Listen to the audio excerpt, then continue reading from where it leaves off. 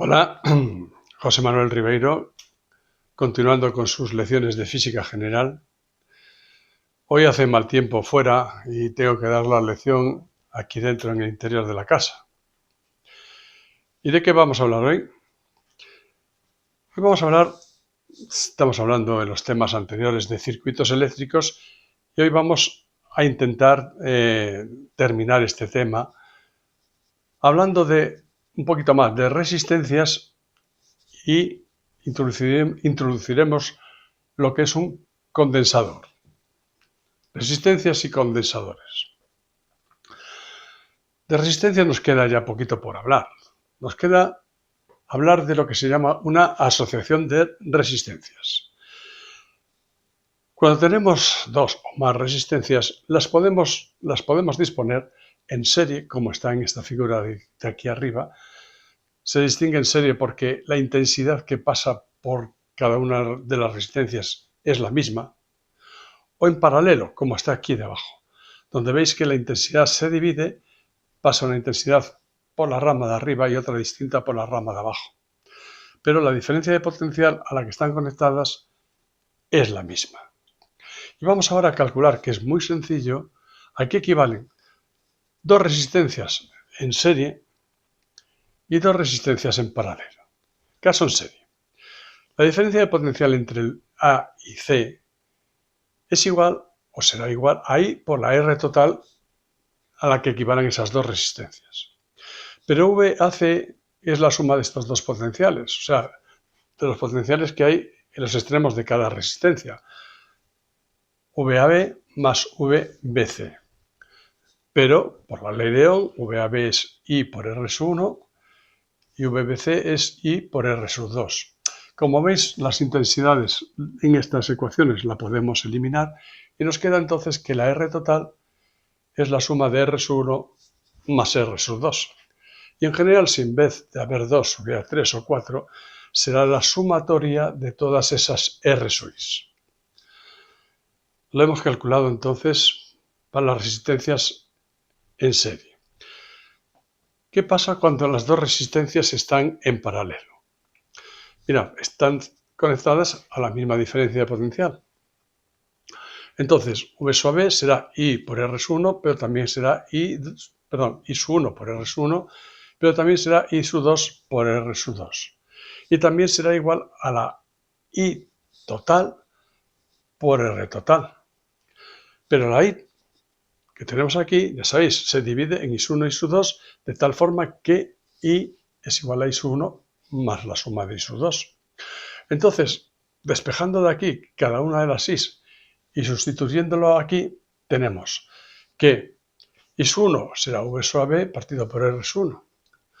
I sub 2, V sub B partido por R sub 2. Y la I total será V sub B partido por la R total. Se van las V's, se van los potenciales y me queda esta expresión de aquí. 1 partido por R total, o sea, la inversa de la R total, será igual a la suma de 1 partido por R sub 1 más 1 partido por R sub 2. Es decir, la sumatoria de las inversas. Si en vez de haber 2 hay 3, 4, serán sumatorias de las inversas de R sub i. Lo hemos calculado. Las resistencias en serie se suman y cuando están en paralelo, lo que se suman son las inversas. Muy bien. De resistencias por ahora ya no vamos a hablar más. Ahora vamos a hablar de un elemento muy importante en la electrónica, que son los condensadores. Los condensadores son un elemento fundamental en todos los equipos de electrónica. No hay equipo electrónico que no tenga un montón de condensadores. Y además, para explicar más tarde la corriente eléctrica alterna, es necesario introducir el concepto de condensador. También tendremos que introducir más tarde lo que es una autoinducción, una bobina. Lo haremos más tarde. Ahora vamos a hablar de condensadores. ¿Qué es un condensador? Los hay primero de muchos tipos. Los hay esféricos, los hay cilíndricos, de muchos tipos. Y los hay planos. Y yo voy a hablar del condensador plano porque es el más sencillo de estudiar. Una vez que se entienda el condensador plano, pues yo creo que se puede extender con cierta facilidad a otros tipos de condensadores. Así que vamos a estudiar el condensador plano. ¿Qué es un condensador plano? Son dos láminas metálicas, una enfrente de la otra. Aquí está dibujado, mirad, una placa y otra placa. Cada placa, vamos a suponer que tiene una sección S y están puestas a una distancia D. Si tenemos las placas, primero hay que cargarlas, o sea, si no, no pasa nada. Tendríamos el condensador descargado. Hay que cargarlo. ¿Cómo se carga? Conectando esas placas a una batería. Pasará entonces una corriente de tal forma que aquí pasa de la carga negativa, pasa a una de las placas, que se va llenando de esa carga negativa, y la otra se va llenando de carga positiva. Cuando la diferencia de potencial entre estas placas del condensador sea la diferencia de potencial de la batería, entonces el condensador estará cargado y ya dejará de pasar corriente. Entonces tenemos una diferencia de potencial entre la placa positiva y la placa negativa. Pero para hablar solo del potencial de una de las placas, que va a ser la placa positiva, tenemos un truco que lo voy a usar aquí para que así lo aprendáis. Mira, cojo la placa, el polo de la batería negativo y lo conecto a una toma que se llama de tierra. Por ejemplo, un pararrayos de una casa va conectado a la tierra. ¿Y por qué? Porque el potencial que tiene la tierra, si cogiéramos un voltímetro y lo metiéramos enterrado en la tierra, a eso le llamamos el potencial cero. Y entonces, si este es el potencial cero, por convenio, pues entonces nos quedará simplemente el potencial de la placa positiva que llamamos V. Y así no hablamos de diferencia de potencial. Es, como veis, una forma de simplificar eso de los potenciales. Bien, tenemos el condensador, ya está cargado y tenemos que calcular entonces, evidentemente, sus parámetros importantes. Vamos a pensar una cosa. ¿Qué ha pasado? La placa positiva se ha llenado de carga positiva, la carga negativa de carga negativa, y aquí hay un campo eléctrico entre las placas, un campo eléctrico que, como son las líneas del campo paralelas, y aquí dentro no hay sumideros de carga, no pueden aparecer nuevas líneas de campo ni morir, entonces se trata de un campo eléctrico homogéneo, constante entre las placas. Y lo primero que voy a intentar es calcular cuánto vale ese campo. Y para ello utilizo un teorema que expliqué en las primeras lecciones de electrostática, que es muy importante a la hora de calcular campos eléctricos de cualquier distribución de carga, que es el teorema de Gauss, que está aquí escrito. Primero tengo que coger una gaussiana. Una gaussiana es una superficie cerrada imaginaria que hablaré de ella dentro de un momento. Y el flujo del campo a través de esa gaussiana me dice que es igual a la carga total encerrada por la gaussiana partido por epsilon sub 0, que yo aquí, en mi caso, voy a escoger una gaussiana y voy a aplicar este teorema.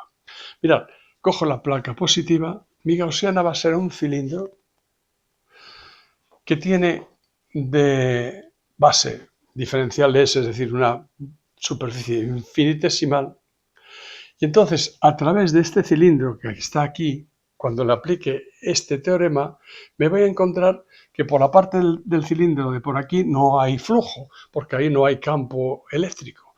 Solo va a haber, como veis aquí, flujo a través de ese diferencial de S. Entonces, tengo que ese campo, ese flujo E diferencial de S, integrado va a ser E por S, va a ser igual a la carga encerrada por mi cilindro, y esa carga hay que integrarla después a toda la superficie del condensador. Pero mirad, la carga encerrada en mi gaussiana va a ser sigma diferencial de S, siendo sigma la densidad superficial de carga, o sea, carga por unidad de superficie. Si esta sigma la multiplico por la sección de la base de mi cilindro, tengo la carga que está ahí encerrada, que será, pues estará aquí, en un trocito de la placa positiva, que está cortada por el cilindro. Y esto partido por S y lo sucero, y tengo que integrar a toda la placa. Entonces me queda esto que está aquí, mirad. La integral de esto, como es constante, simplemente es E por S. Sigma es constante. S y lo sucero es constante. Luego también me queda la integral de diferencial de S, que es S. Se van las S y me queda entonces el módulo, porque la dirección y el sentido lo conozco muy bien. El módulo de ese campo eléctrico es igual a sigma, densidad superficial de carga, en esa placa partido por S y lo sucero. Fijaros, qué fácil lo he calculado. El valor de ese campo es sigma partido por S y lo sucero. Cuanto mayor sea sigma, mayor va a ser evidentemente ese campo eléctrico. Muy bien. ¿Y el potencial? El potencial V de esa placa. Hemos hecho, ya sabéis, el potencial negativo igual a 0. Entonces la diferencia potencial se transforma en el potencial de la placa positiva. Pues como el campo es homogéneo, simplemente será E por D, por la distancia de las placas. Y entonces será simplemente sigma partido por S y lo sucero y por D. Que si lo quiero poner en función de la carga total, esto multiplico por S y divido por S, y entonces sigma por S es la Q total que encierra esa placa, y entonces ya veis que es por D, S y lo sucero, y la S en el denominador. Y ahora voy a hablar de un parámetro importante que caracteriza al condensador, es su capacidad. La capacidad de un condensador la voy a definir de esta forma que está aquí. La carga Q total que contiene ese condensador partido por su potencial V. Eso es la definición.